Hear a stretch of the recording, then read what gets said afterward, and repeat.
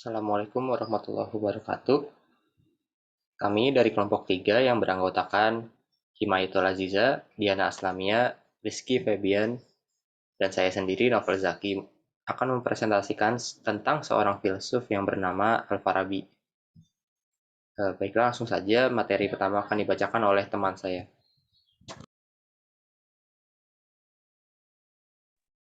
Yang pertama ada sejarah lahir dan karyanya. Al-Farabi memiliki nama lengkap Abu Nasr Muhammad Ibnu Tarhan Ibnu Auzalak.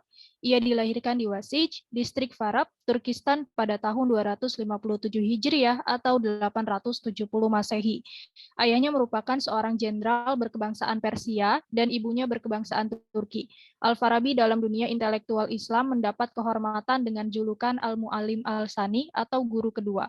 Penilaian ini dihubungkan dengan jasanya sebagai penafsir yang baik dari logika Aristoteles sebagai guru pertama.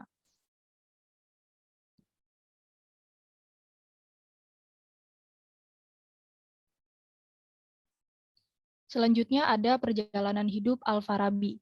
Dalam usia ke-40, Al-Farabi pergi ke Baghdad.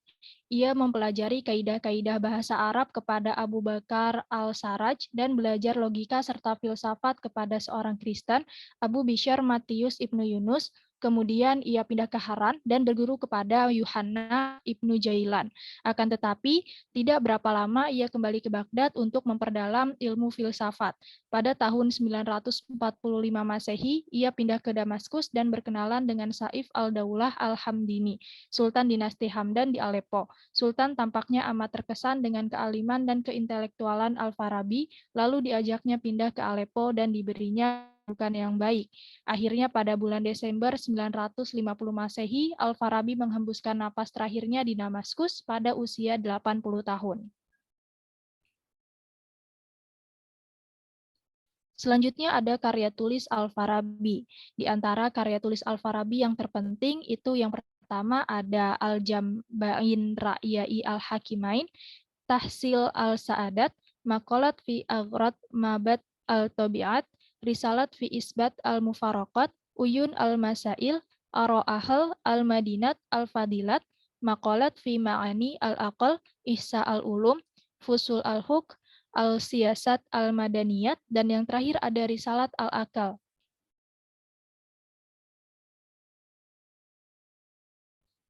Selanjutnya masuk kepada pembahasan filsafat Al-Farabi. Yang pertama ada rekonsiliasi Al-Farabi. Al-Farabi dikenal sebagai filsuf sinkretisme yang mempercayai kesatuan filsafat. Hal ini disebabkan oleh keberhasilannya dalam merekonsiliasikan beberapa ajaran filsafat sebelumnya seperti Plato dan Aristoteles serta antara agama dan filsafat. Rekonsiliasi pertama itu ada Plato dan Aristoteles. Cara Al-Farabi menyatukan kedua filosof ini adalah dengan memajukan pemikiran masing-masing filosof yang cocok dengan pemikirannya, seperti dalam membicarakan idea yang menjadi bahan polemik antara Aristoteles dan Plato.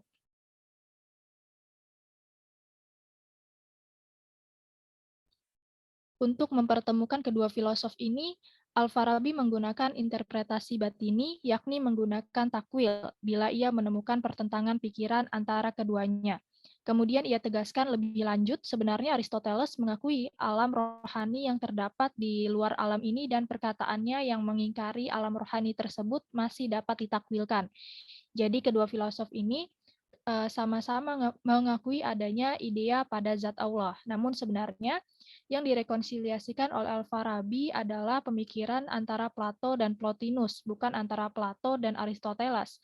Hal ini karena ia keliru ketika menduga bahwa buku Teologia atau Al-Rubiyat merupakan karangan Aristoteles, padahal sebenarnya buku itu adalah karangan Plotinus.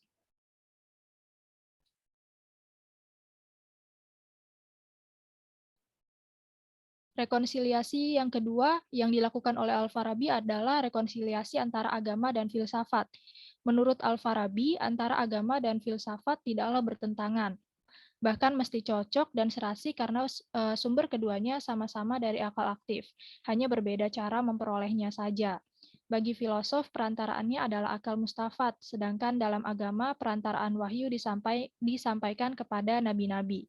Jika ada perlawanan, maka itu hanya dari segi lahirnya dan tidak sampai menembus batinnya.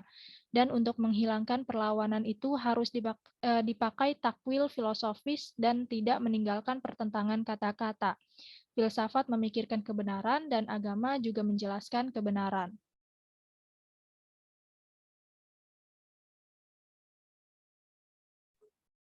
Selanjutnya adalah ketuhanan. Al-Farabi dalam pembahasan tentang ketuhanan memadukan antara filsafat Aristoteles dan Neoplatonisme, yakni al-mawjud al-awal atau wujud pertama sebagai sebab pertama bagi segala yang ada. Konsep ini tidak bertentangan dengan keesaan yang mutlak dalam ajaran Islam. Dalam membuktikan adanya Allah, Al-Farabi mengemukakan dalil wajib al-wujud dan mamkin al-wujud. Menurutnya, segala yang ada ini hanya dua kemungkinan dan tidak ada alternatif yang ketiga, yakni wajib al-wujud dan mamkin al-wujud. Wajib al-wujud merupakan wujudnya, tidak boleh tidak mesti ada dengan sendirinya karena naturnya sendiri yang menghendaki wujudnya. Sementara itu, yang dimaksud dengan mamkin al-wujud ialah sesuatu yang sama antara berwujud dan tidaknya.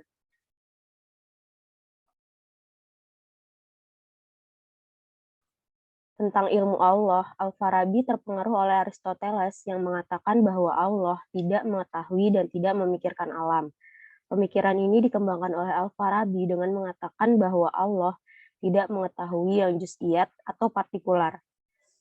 Dalam hal ini, bukan berarti Allah yang maha mengetahui tidak mengetahui yang juz'i di alam ini, tetapi yang dimaksud bahwa pengetahuan Allah tentang yang rinci tidak sama dengan pengetahuan manusia. Allah sebagai akal jelas hanya dapat menangkap yang kuli atau yang universal, sedangkan untuk mengetahui yang juz'i hanya dapat ditangkap dengan panca indera. Allah tidak memiliki panca indera. Oleh karena itu, pengetahuannya tentang juz'i tidak secara langsung, melainkan lewat kuli yang ia sebagai sebab bagi yang juz'i.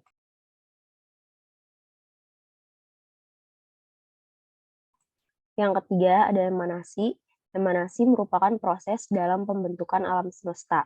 Faktor yang mendorong Al-Farabi mengemukakan emanasi karena ingin menegaskan tentang keesaan Allah, bahkan melebihi Al-Kindi. Allah bukan hanya dinegasikan dalam artian aniyah dan mahiyah, tetapi lebih jauh dari itu. Allah adalah esa, sehingga tidak mungkin ia berhubungan dengan yang tidak sempurna, dan ia akan menodai keesaannya. Maka dari itu, Allah hanya timbul satu, yakni akal pertama yang mengandung arti banyak. Bukan banyak dalam hal jumlah, melainkan sebab dari pluralitas. Dari itu akal pertama berfungsi sebagai mediator antara yang esa dan yang banyak, sehingga dapat dihindarkan hubungan langsung antara yang esa dan yang banyak.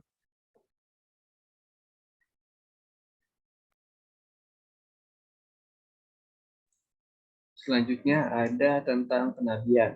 Filsafat kenabian Al-Farabi erat kaitannya antara nabi dan filosof dalam kesanggupannya untuk berkomunikasi dengan akal faal atau Jibril.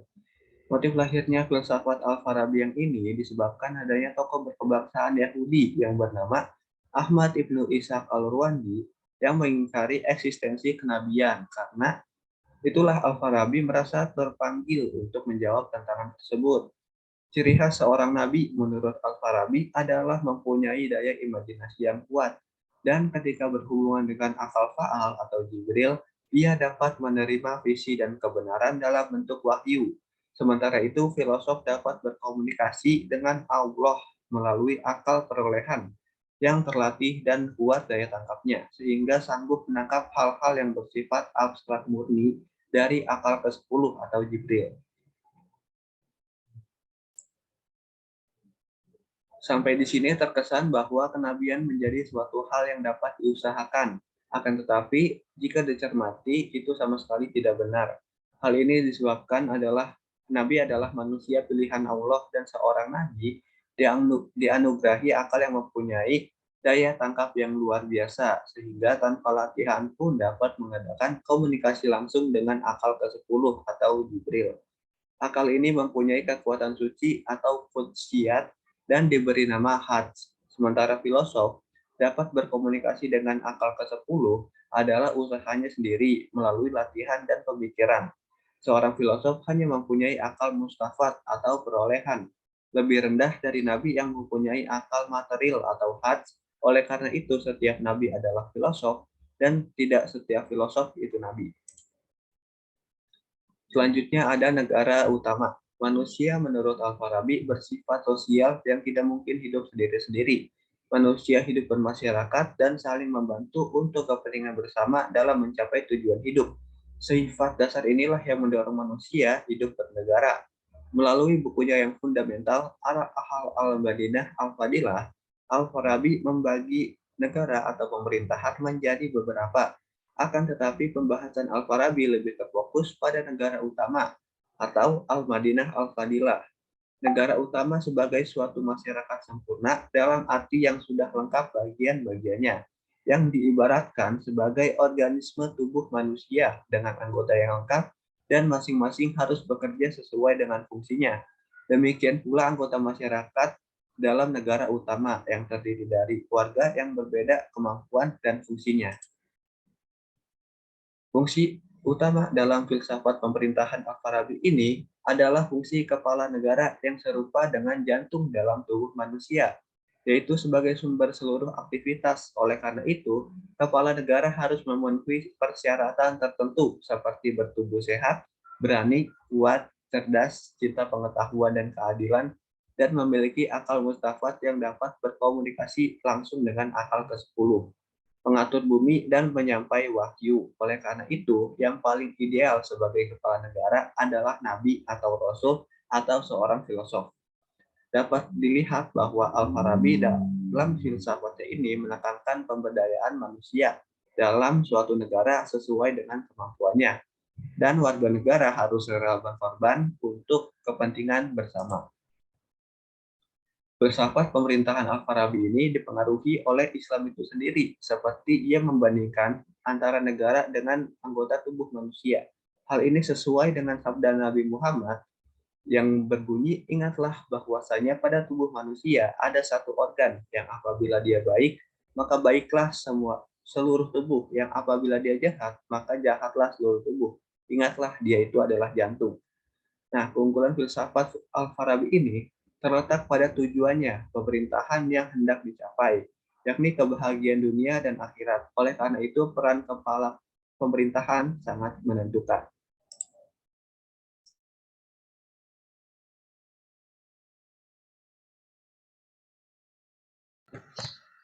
Yang keenam ada jiwa. Jiwa manusia disebut dengan al-nafs al-latiqoh, berasal dari alam ilahi, sedangkan jasad berasal dari alam kholak, berbentuk, berupa, berkadar, dan bergerak. Jiwa diciptakan tatkala jasad siap menerima. Bagi Al-Farabi, jiwa manusia mempunyai daya-daya sebagai berikut. Yang pertama, daya al-muharikat atau gerak. Daya ini yang mendorong untuk makan, memelihara, dan berkembang. Yang kedua, daya al-mudrikat atau mengetahui. Daya ini yang mendorong untuk merasa dan berimajinasi. Yang ketiga, ada daya al-natikot, berpikir atau berpikir. Daya ini yang mendorong untuk berpikir secara teoritis dan praktis. Bisa di next.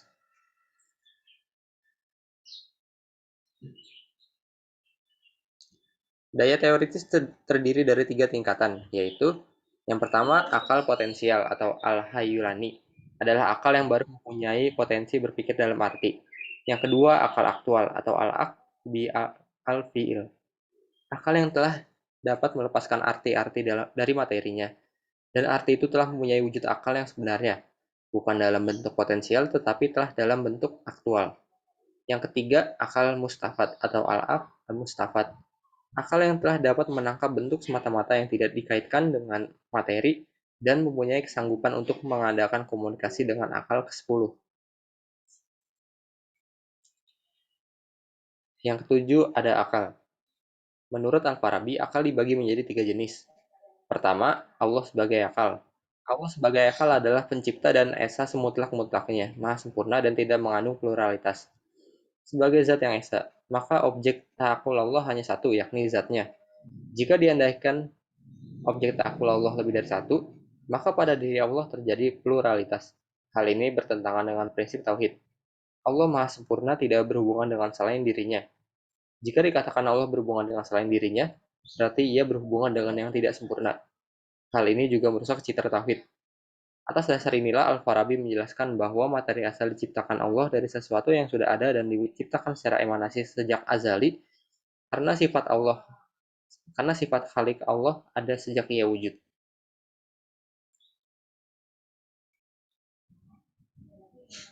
Yang kedua adalah akal-akal pada filsafat emanasi. Akal pertama esa pada zatnya, tetapi dalam dirinya mengandung keanekaan potensial. Ia diciptakan oleh Allah sebagai akal. Maka objek ta'akulnya tidaklah lagi satu, tetapi sudah dua. Allah sebagai wajib al-wujud dan diriwayatkan sebagai mukmin al-wujud. Ketiga, akal sebagai daya pikir yang terdapat dalam jiwa manusia. Akal ini bertingkat-tingkat terdiri dari akal potensial, akal aktual, dan akal mustafat.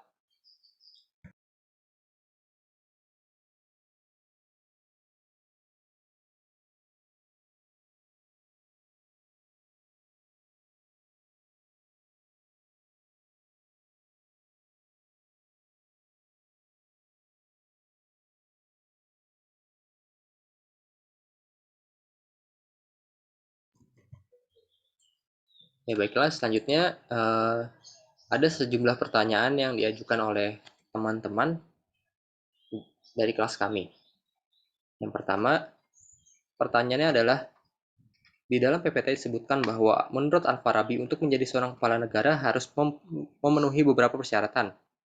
Apabila tidak ada satu orang pun yang memenuhi persyaratan tersebut, bagaimana cara menentukan seorang kepala negara?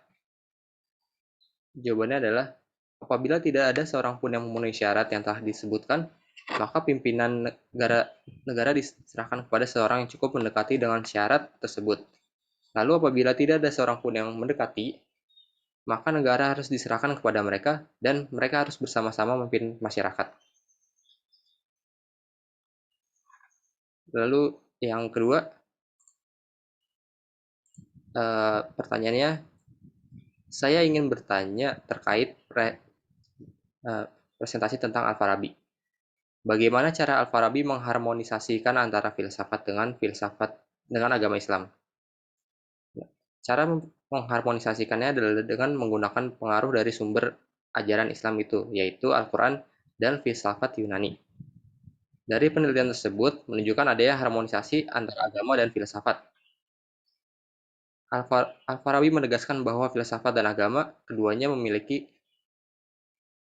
hubungan dan konsisten.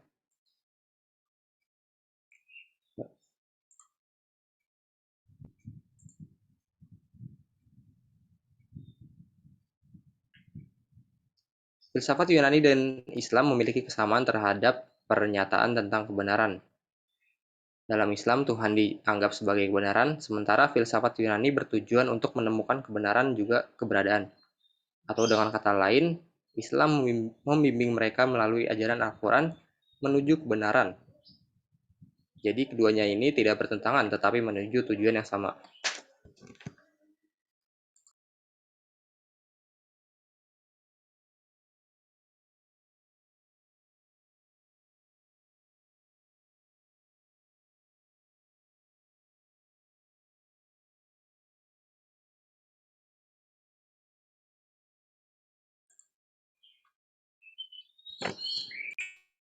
Selain pertanyaan-pertanyaan tadi, juga ada pertanyaan mengenai bagaimana Al-Farabi memandang aliran filsafat yang berbeda-beda.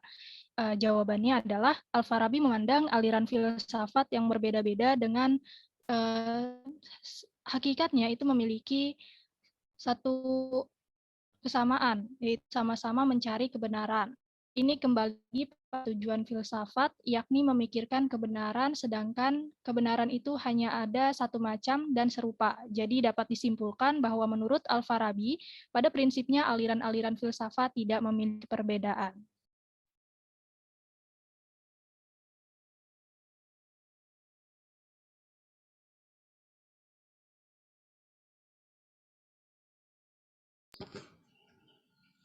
Baiklah, saat ini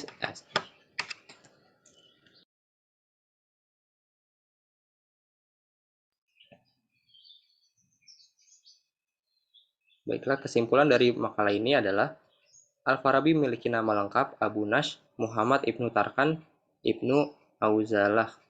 Ia dilahirkan di Wasij, distrik Farab, Turkistan pada tahun 257 Hijriah atau 870 Masehi. Al-Farabi memiliki julukan Al-Mu'allim Al-Sani atau guru kedua, karena jasanya sebagai penafsir dari logika Aristoteles.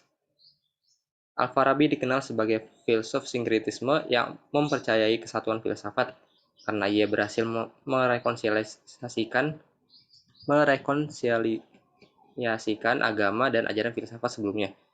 Menurut Al-Farabi, agama dan filsafat tidaklah bertentangan, bahkan mesti cocok dan serasi karena sumber keduanya sama-sama berasal dari akal aktif, hanya berbeda cara memperolehnya.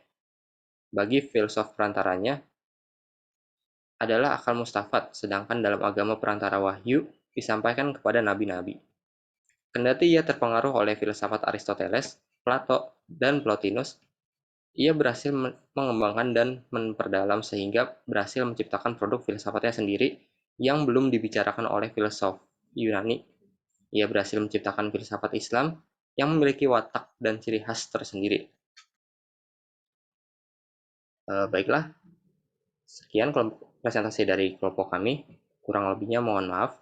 Wassalamualaikum warahmatullahi wabarakatuh.